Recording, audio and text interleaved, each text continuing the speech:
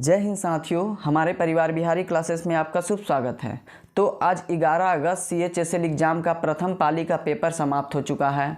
First shift में पूछे गए सभी जीके के रियल प्रश्नों को देख लेते हैं। आपसे आग्रह है कि आप सभी प्रश्नों को देखकर जाएं, क्योंकि आगे आने वाले शिफ्टों में यहां से प्रश्न जरूर रिपीट हो रहे हैं। तो देर न करते हुए हम जल्दी से इस वीडियो को शुरू करते हैं। दोस्तों, पहला प्रश्न पूछ लिया गया, साइमन कमीशन के विरोध करते वक्त किस स्वतंत्रता सेनानी की मृत्यु हुई थी? तो इसका राइट आंसर हमारा हो जाता लाला लाजपत राय। लाला लाजपत राय ऐसे स्वतंत्रता सेनानी थे जिनकी मृत्यु साइमन कमीशन के विरोध करते वक्त हुई थी। तो 1928 में साइमन कमीशन भारत आया था। और वहीं पूछ लिया जाएगा कि साइमन कमीशन का गठन कब हुआ था? तो 1927 ईस्वी में इसका गठन किया गया था। और इसे हम सफ़ेद कमीशन के नाम से जानते थे। क्यों? क्योंकि सातों के सातों सदस्य थे जो कि अंग्रेज अधिकारी थे। तो यह पूछा जाता है कितने सदस्य थे साइमन कमीशन में? तो 7 सदस्य थे, और जो कि सभी अंग्रेज थे। और पंजाब नेशनल बैंक के संस्थापक कौन थे? तो लाला लाजपत राय पंजाब नेशनल बैंक के संस्थापक थे। एक फैक्ट याद रखिएगा, लाला लाजपत राय जी को पंजाब केसरी के नाम से जानते थे।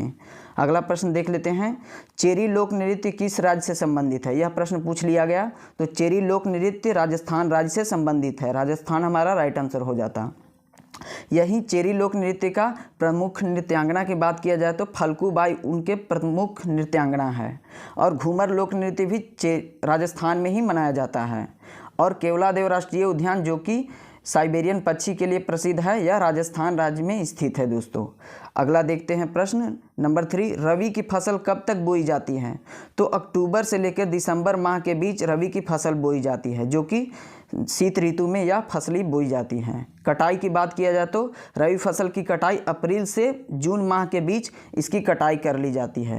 रबी फसल में गेहूं, जौ, मटर, चना, सरसों ये सभी फसल आते हैं। दोस्तों, अगला प्रश्न देखते हैं, पूछा गया 2022 में किस कुचिपुड़ी नृत्यांगना को पद्म श्री अवार्ड से सम्मानित किया गया था?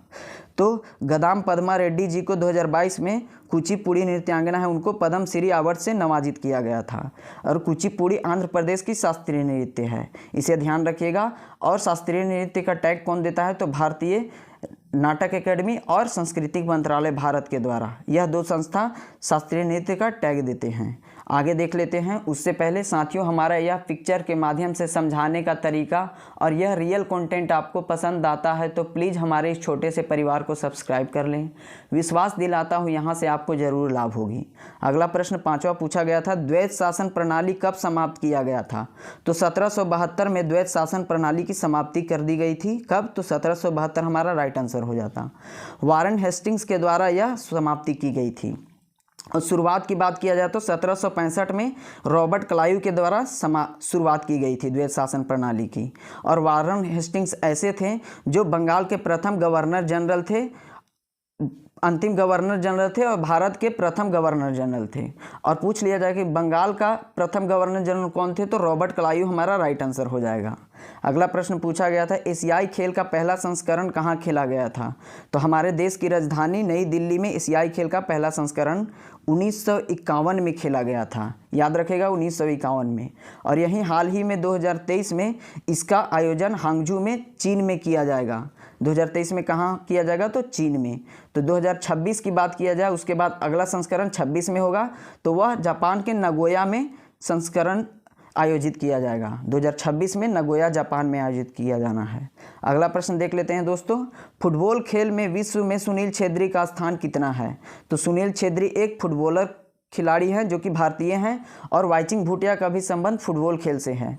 तो अगर पूछा गया होगा प्रश्न, ऑल टाइम गोल स्कोरर में 4थे स्थान सुनील छेत्री लाए थे और सक्रिय स्कोरर की सूची में 3रे स्थान लाए थे। जैसा प्रश्न पूछा गया था वैसा राइट आंसर हो जाता। दोस्तों, अगला प्रश्न देखते हैं। 8वां, चुंबक के अंदर चुंबकीय क्षेत्र रेखाओं की दिशा क्या होती है? तो दक्षिणी ध्रुव से उत्तरी ध्रुव के तरफ अंदर में होती है चुंबकीय क्षेत्र की दिशा। और बाहर की बात किया जाए तो उत्तरी ध्रुव से दक्षिणी ध्रुव के तरफ बाहर की ओर इसकी दिशा होती है।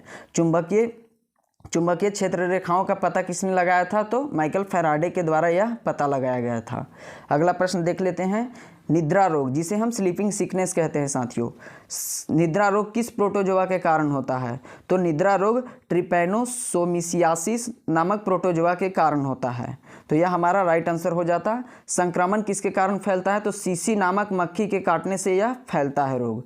और वहीं अब मलेरिया की बात किया जाए, यह भी एक प्रोटोजोआ नामक बीमारी है, यह प्लाज्मोडियम प्रोटोजोआ से फैलता है।